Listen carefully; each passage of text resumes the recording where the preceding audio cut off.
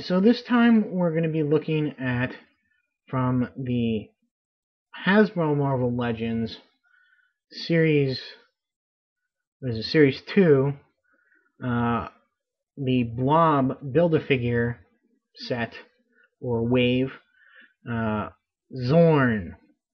And Xorn first appears in New X-Men Annual 2001. I didn't read any story with Xorn in it. So I don't know much. What I do know is secondhand. I'll get into that later. The figure is very much based on the art of Frank Quitely, who drew the X-Men at the time that he appeared. Of course, having all the X-Men in this leather jacket costumes. The figure does, I think, a pretty good job at capturing his art in a figure form. Get that?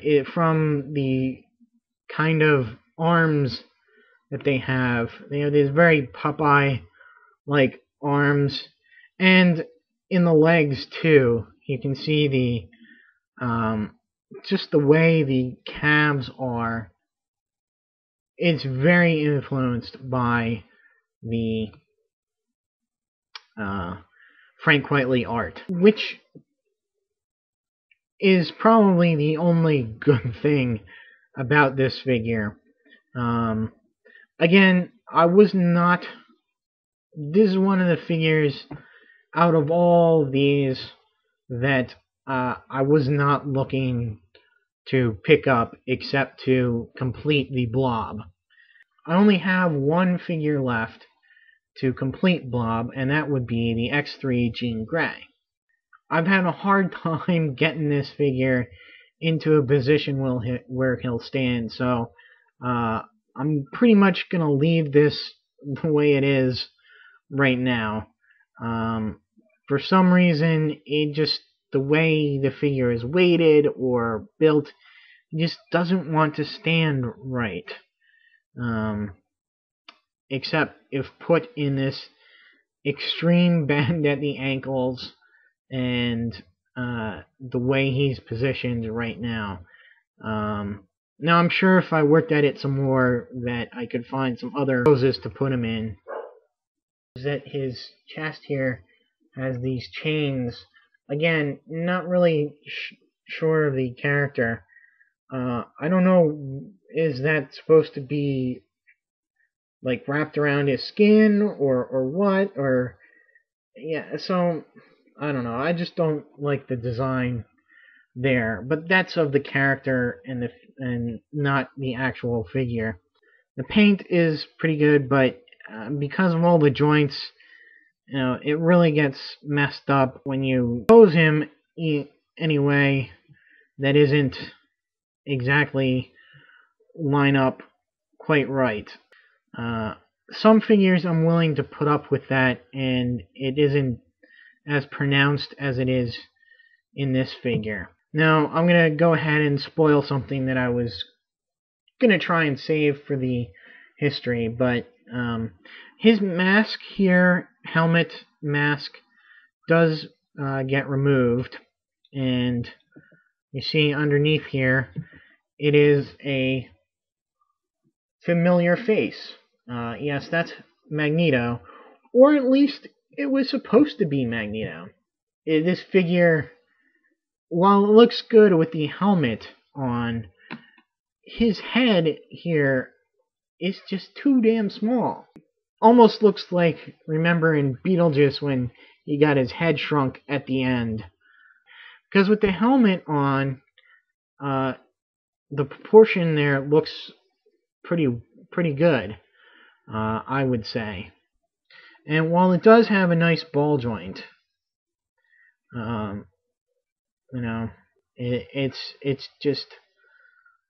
just looks too funny. The sculpt itself is not bad. It just needs to be a bit bigger. For articulation, like I said, he's got the ball-jointed head, very nice. Ab crunch.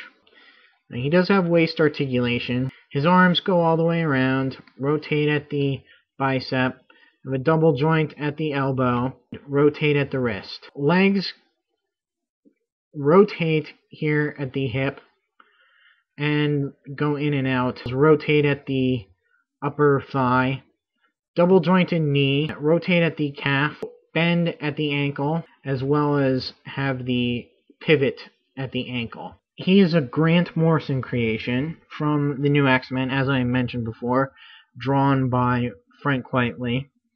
And the way he was explained, he's got a star for a brain. Yeah. And apparently he has to wear the helmet to regulate the power inside of him, or else he'll go supernova or something like that. He's a Grant Morrison creation, so he's got to have some wonky power. The way he's introduced is as a prisoner in a Chinese prison with healing powers. He encounters the X-Men, and then they join him up, and he's about to be put to death, I believe, for some crime that he didn't commit.